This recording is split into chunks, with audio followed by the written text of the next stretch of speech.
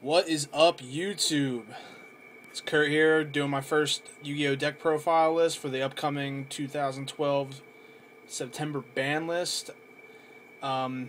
This format, I don't know what's going to be the best. I'm thinking Dino Rabbits will probably be the most consistent, especially when they release the Rabbit in the tin, which means everybody will be playing it. But me personally, I don't really like to go with the flow, so I decided to go with Frog Monarch. And it's been playtesting really well for me, and I think it's going to be a very underrated deck and a very strong deck, this format, based on the lot of the stopping power for effects. So I'm just going to jump into it right now. Alright, we're going to start off with 3 Swap Frogs. This guy is the absolute MVP of this deck. His just having his 3 effects is retarded. Just starting off with him in your first hand, you set up the Treeborn in the graveyard, possibly set up for a first turn Lad. It causes a lot of problems for your opponent, and starting off with it early, I can thin my deck of all the frogs right away, and worry about drawing into Monarchs later. So, three Swap Frogs. Next, 2 Treeborns. I wish I had another ultimate, but I decided to color on this one to make it demon. It's pretty sweet looking.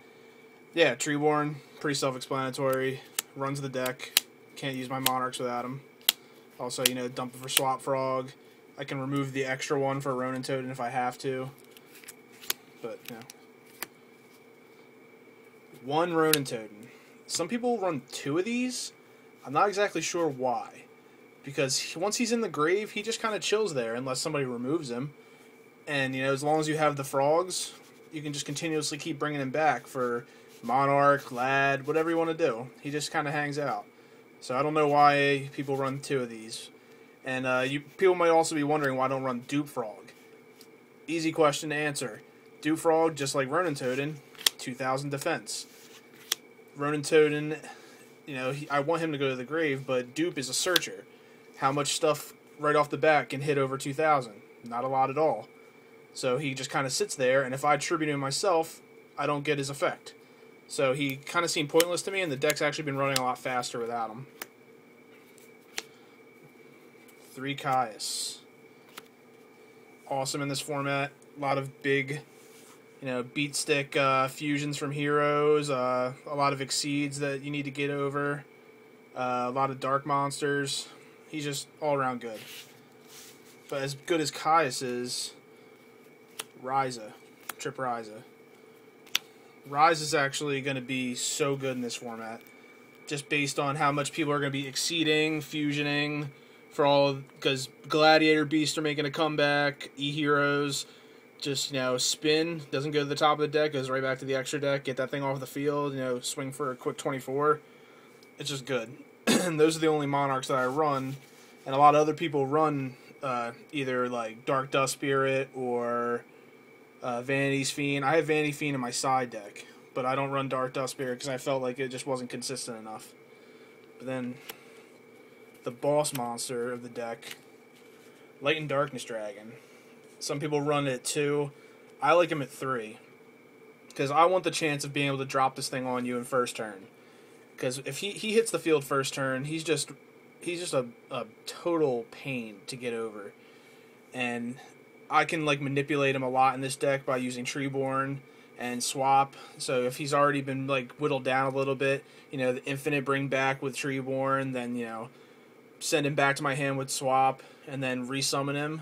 So there's a lot of recyclability. Same thing with the Monarchs with Swap Frog. That's what makes Swap Frog so broken. 3 Effect Veiler. Some people will probably say that I should only be running this at 2. I like it at 3. I play test a lot of my teammates. My teammate Pete uses wind-ups, and I feel like I need to get one of these things in the first hand to stop big plays.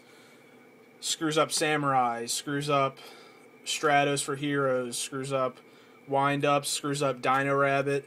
I feel like if you don't run 3 of these in your main deck, you need to be running 3 in your side deck.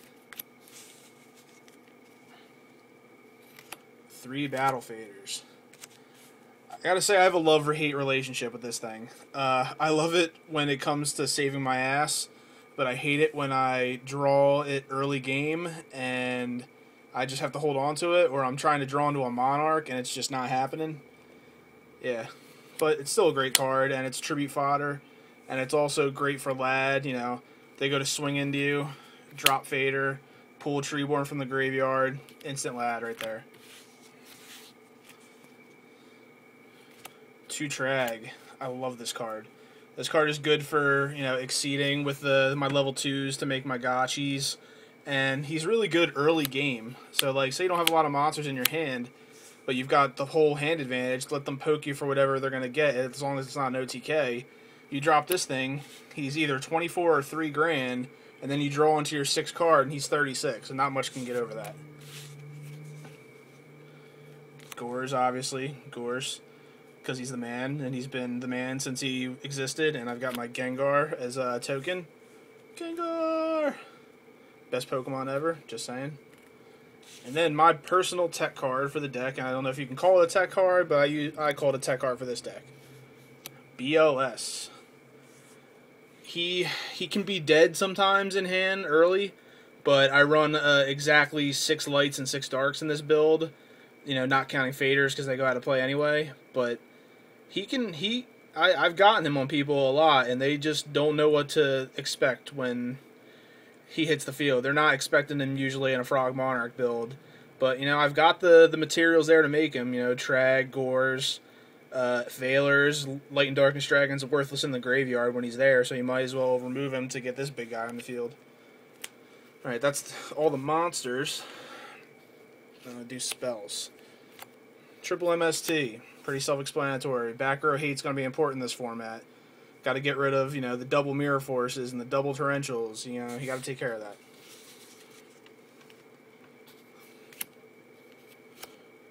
Triple enemy controller. Check out my, I've got purple, green, and red enemy controllers because I think it look cool. But this card is so broken with Treeborn Frog. You can just zap and steal everything you want from your opponent just by, you know, Treeborn Frog happens in standby, drop, quick play, free monster stealing, and then you get Treeborn back. It's so good. I was running it at 2, but I decided to go to 3. Most controversial spell in the deck. Pot of Dualities. This deck has no draw power, so Pot of Duality is necessary. Yes, it messes with Treeborn before you say anything, but, you know, this deck maintains a lot of hand advantage, so you can afford to hold on to this thing and then use it later if you don't want to mess up one of your plays. It can be easily used. You know, it's good, really good first hand, especially if you only have like a Swap Frog. But, you know, there's no hit. I've got no draw power, so you got to run the double Pot of Dualities. 1 Monster Reborn, Heavy Storm, Dark Hole, Book of Moon, 1 Foolish. I was messing with this, but I decided to put it back because there's nothing worse than having a handful of Monarchs and no Treeborn. So I put it back in. 1 Soul Exchange. I had this at 2, but it was getting really annoying when I drew it when I didn't need it. So, and I only have 1 hollow one, so I just decided to go with the 1. And my one and only trap, Treacherous Trap Hole. This card is so good, because people just usually aren't expecting it. And you can just, you know, really swing the tide in your favor when you hit this thing on somebody. Especially with heroes, you know, they bring out their big shining. They bring out, you know, Absolute Zero. Just, you know, pop. Sucks for you. We'll do my extra deck. It needs some work, but I'll do my extra deck anyway. My 3 Incredible Hulk Gachi Gentetsus. It's pretty awesome, right? Yeah, this is my main Exceed monster, because I can go into the level 2s. It really just is for botting time if I'm not drawing into Monarchs. It really helps out. 1 Utopia Ray, for when you steal somebody's Utopia. Oh, it's mine now. Sucks to be you. I wish I had Gaia Dragon. I wish I had Photon Strike Bouncer. I wish I had Force Focus, but I don't. I will be trying to get those, but I'll just continue with the rest of it. Chimera Tech, Cybers in the side deck for windups. Formula Synchron. I can do the odd play with, Treeborn and Valor.